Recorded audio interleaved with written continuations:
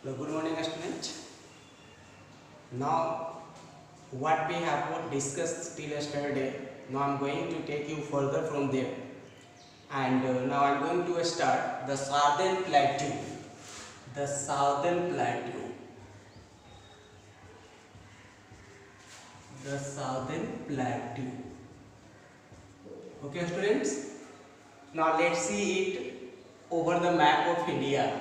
Let's see, students.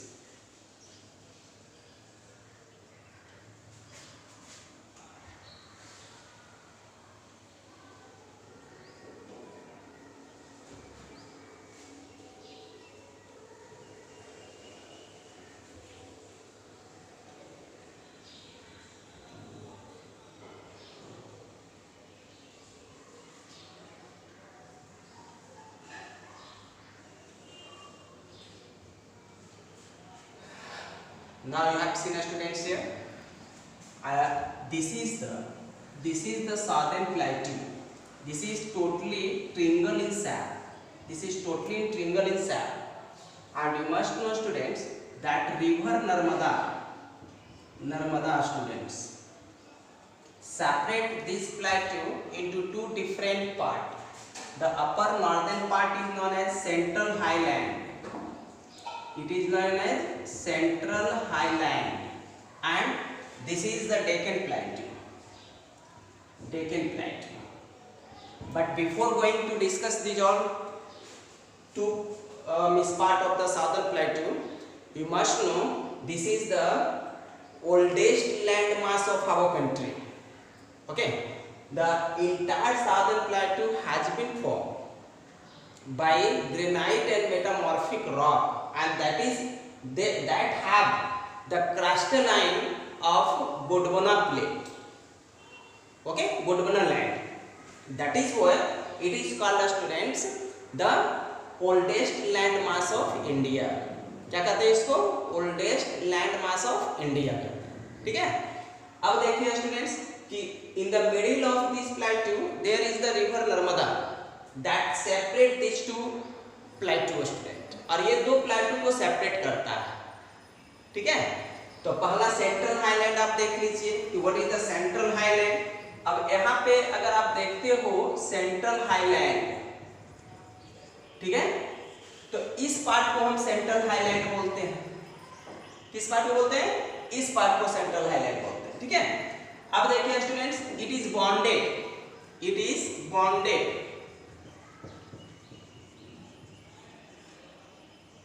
by Aravalli in the north and Vindhya ranges in the south. ठीक है? ये इधर अरावली है स्टूडेंट्स, ठीक है, और यहाँ पे विंध्या रेंजेस है, विंध्याचल पर्वत जिसको आप बोलते हैं. ठीक है? तो इट इज बॉन्डेड है ना. In the north there is the Aravalli, in the south there is the Vindhya ranges. ठीक है? अब देखो, as we move students south from Aravalli,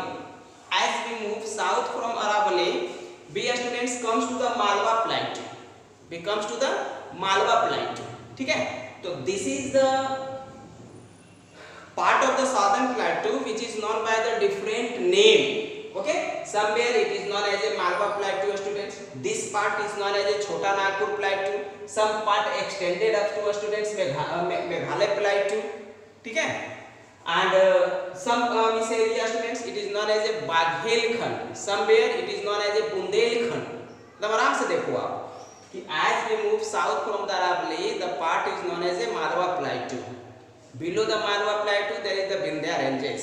और as we move students toward the east, there is the Chota Nagpur Plateau. देखिए, this plateau lies south to the northern plain.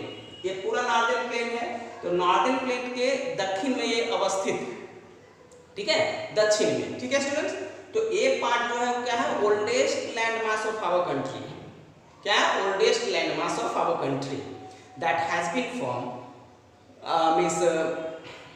millions of years ago at the time when Himalaya was being formed, and that is why it has the oldest crystallines. okay, of igneous and metamorphic rocks. So this was the central highland. If we see students the Deccan Plateau, तो अब आप देखो कि ये डेक्कन प्लेटू कहाँ से कहाँ तक एक्सटेंड है ना, नर्मदा इसको डिवाइड करता है, तो स्वाभाविक है to the north of Deccan plateau there is the Narmada, to the north of the Deccan plateau there is the Narmada, and south students it is bonded by Nilgiri. Nilgiri क्या है? एक माउंटेन है स्टूडेंट्स. नीलगिरी क्या है? माउंटेन है. तो it is bonded by Nilgiri and river Narmada. Here in the north students Satpura ranges. इसके उत्तर में क्या है? सतपुरा रेंजेस. ठीक है. You must know student this entire plate है ना, due to the black soil it is popular for the cotton and sugarcane. ठीक है. और there is the active volcano which is known as a Deccan trap. क्या बोलते हैं इसको? Deccan trap बोलते हैं, है ना, to the east of the Deccan plateau. To the east of Deccan Plateau, it is completely triangular in shape. It is completely triangular in shape. ये पूरी तरह से triangular है स्टूडेंट्स इन शेप में. ठीक है. अब देखिए इसमें समझना है तो दोनों हमारा प्लेटू रीजन्स हो गया. ठीक है. डेक्कन क्या है, ये क्या है. अब देखिए स्टूडेंट्स यहाँ पे है ना कि this southern plateau due to its formation, due to its origin form two Ghat. ठीक है. Here the western Ghat students and this is the eastern Ghat. अब आपको समझना है वेस्टर्न एंड ईस्टर्न घाट. ये वेस्टर्न घाट क्या है और ईस्टर्न घाट क्या है. तो सब ऐसे तो नोट्स में दूंगा, ठीक है, लेकिन यहाँ पे आराम से आप समझ लो कि Western Ghat students is extended. Western Ghat is extended from gulf of Kutch. Gulf of Kutch से जो है, गल्फ ऑफ कच्छ या रन ऑफ कच्छ बोलते हैं इसको भी, है ना, कि वहां से जो स्टूडेंट्स ये फैला हुआ है कन्याकुमारी तक. कहां तक फैला हुआ है? कन्याकुमारी तक फैला हुआ स्टूडेंट्स. पहला तो ये हो गया कि it extend from Rann of Kutch to Kanyakumari. दूसरा है स्टूडेंट्स कि इफ वी सी तो elevation of the western ghat is higher as we move toward the south. जैसे जैसे आप दक्षिण की ओर आइएगा वैसे वैसे इसकी एलिवेशन ऊंचा होते चला जाता है. ठीक है. ये क्या होता है? ऊंचा होते हुए चला जाता है स्टूडेंट्स. ठीक है. तो एक ये हो गया. Beside students there are the various mountain. Annamulai, the highest peak of this ranges means the western ghat. ठीक है. Beside students there is a natural gap also. ठीक है. There is a natural gap also, इसको आप दर्रा बोलते हैं, for the people to move out here, इधर से इधर आने के लिए. ठीक है. ये वेस्टर्न घाट हो गया. सिमिलरली स्टूडेंट्स आप इसको क्या देखेंगे कि Western Ghat students elevated high as we move toward the south. जैसे जैसे आप दक्षिण की ओर आइएगा ना तो वैसे वैसे स्टूडेंट्स क्या है, ये ऊंचा होते चला जाएगा. But eastern ghat students which is extended from Mahanadi to Kanyakumari. Mahanadi कहाँ है? उड़ीसा में. ठीक है. वहां से फैला हुआ है. But with compared to the western ghat, eastern ghat students are not much elevated. It have average elevation students 300 meter to 600 meter. ये वेस्टर्न घाट के जैसा ऊंचा नहीं है. ठीक है. Beside students it also have various gap. इसका बहुत सारा गैप भी है students. Mahendragiri is the highest peak of this ranges. ठीक है. तो ईस्टर्न घाट का जो है ना सबसे ज्यादा क्या है रेंजेस स्टूडेंट्स? महेंद्रगिरी है. वेस्टर्न घाट से आप देखो तो गोदावरी है, कृष्णा है, कावेरी है, ये सारी नदियां ओरिजिन होती है वहां से. ठीक है. तो ये हमारा था वेस्टर्न एंड ईस्टर्न घाट. आप नोट्स में डिफरेंस भी लिख के दूंगा लेकिन आप समझ लेना है मैप के जरिए. ठीक है. कि ईस्टर्न घाट क्या है, वेस्टर्न घाट क्या है. ठीक है. अब देखिए स्टूडेंट्स यहाँ से मैप के जरिए भी मैं देखूंगा क्लिप देकर, ये आपको बेहतर ढंग से समझने में मदद हो, हम इसकी कोशिश करेंगे. ठीक है. अब आप देखो स्टूडेंट्स दोनों देख लिए, ये वेस्टर्न घाट है, ये ईस्टर्न घाट है. अब यहाँ से देखिए कि these students form the coastal area, और ये यहाँ से कोस्टल एरिया का निर्माण करता है स्टूडेंट्स. Coastal area. तो सबसे पहले आप वेस्टर्न कोस्टल एरिया को आप देख लीजिए. ये भी कहाँ से एक्सटेंड है? तो रन ऑफ कच्छ से लेकर कन्याकुमारी तक है. रन ऑफ कच्छ से लेकर कन्याकुमारी तक एक्सटेंड है स्टूडेंट्स, ठीक है। ये वेस्टर्न घाट वगैरह कन्याकुमारी तक था, सॉरी। अच्छा देखिए, तो ये हमारा रन ऑफ कच्छ से लेकर कन्याकुमारी तक हमारा फैला हुआ है, जिसको हम कोस्टल एरिया बोलते हैं। अब देखिए, complete western coastal area, western coastal area is divided into 3 part. ये 3 भागों में बटा हुआ है, ठीक है। आप यहां से ले लीजिए स्टूडेंट्स, मुंबई से लेकर गोवा तक। Now let's see student, this will help you to understand and differences between the western and the eastern ghat. It is clearly written, and as we have discussed through the map also, that how these are two different ghat is formed due to the Deccan Plateau. Now here you can see clearly what is the difference, and you have to also write it on your fair copy, students.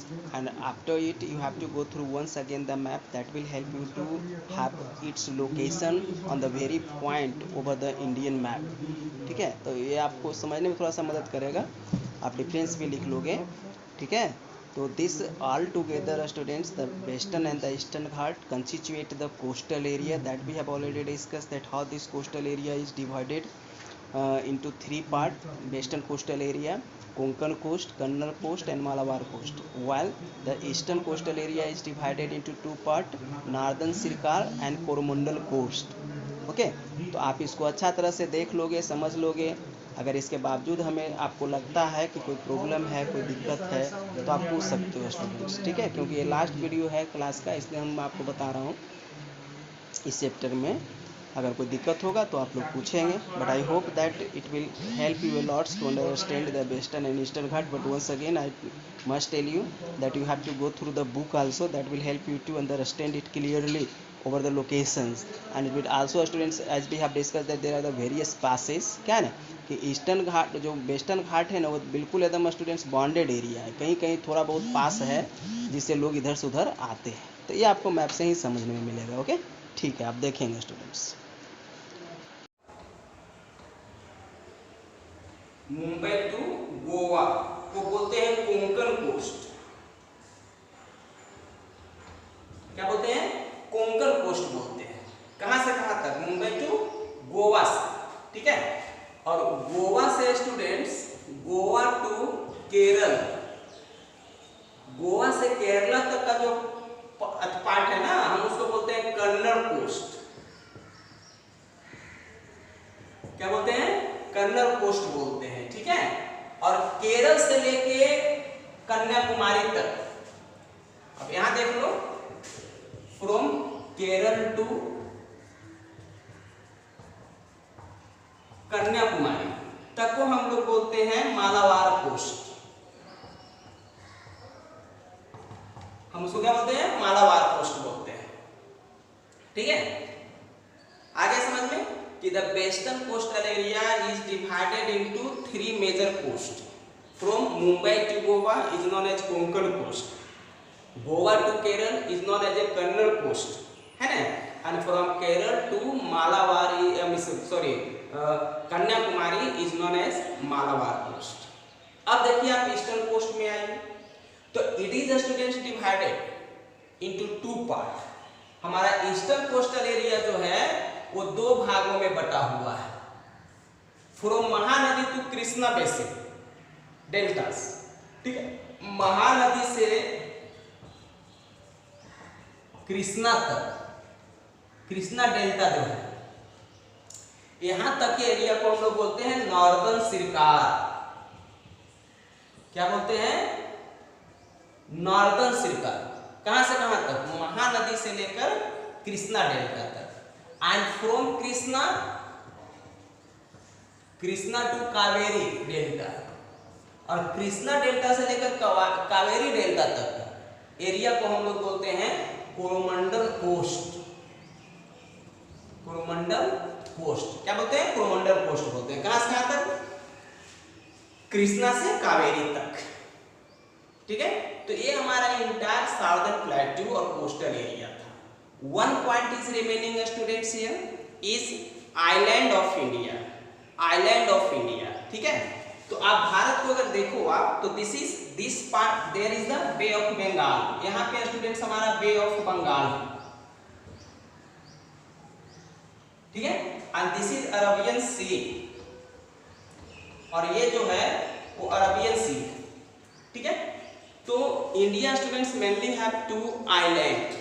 First if we see east, अगर आप east को देखो तो Andaman and Nicobar, Andaman and Nicobar which lies in Bay of Bengal and have a distance of 1200 kilometre from the mainland. माने अंडमान निकोबार लंबवत रूप से यहाँ है स्टूडेंट्स, ठीक है, और हमारे भारतीय भूभाग से ये 1200 किलोमीटर की दूरी पर बसा हुआ है। It is a group of island, Andaman and Nicobar, ठीक है। और Andaman and Nicobar students is separated by 10 degree channel, ठीक है। अंडमान और निकोबार आपस में एक दूसरे से अलग हैं 10 डिग्री चैनल के जरिए, ठीक है। Port Blair students is an administrative town, Port Blair is an administrative town of Andaman and Nicobar, ठीक है। आ रहा है समझ में? देखिए this island is suppose to evolve as a region of volcanoes, as a region of volcano students. ये जो आइलैंड की उत्पत्ति हुई है वो वोल्केनो की वजह से हुआ, ठीक है। And have a great importance for India students to establish the naval base.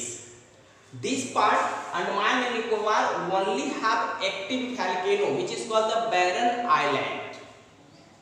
Andaman Nicobar का एक स्थान है बैरन आइलैंड, ठीक है। तो बैरन आइलैंड में एक्टिव वोल्केनो है, माने हमेशा वहां लावा निकलते रहता है।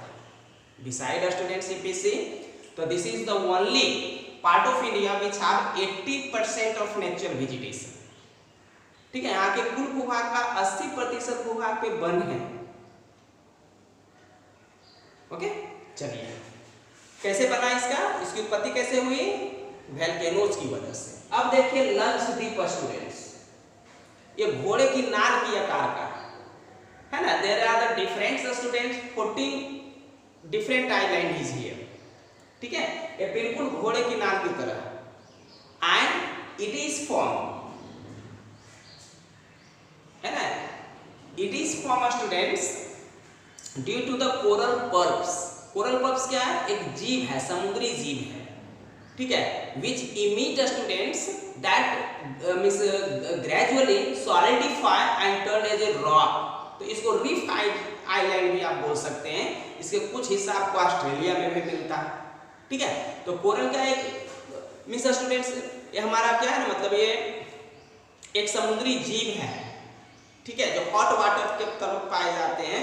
And when इवर students it emit, है ना, तो जो इसको लार बोलते हैं, लार, जब ये फेंकता है या इसकी बॉडी जो है ना वो धीरे धीरे चट्टान में परिवर्तित ट्रांसफर हो जाता है ना।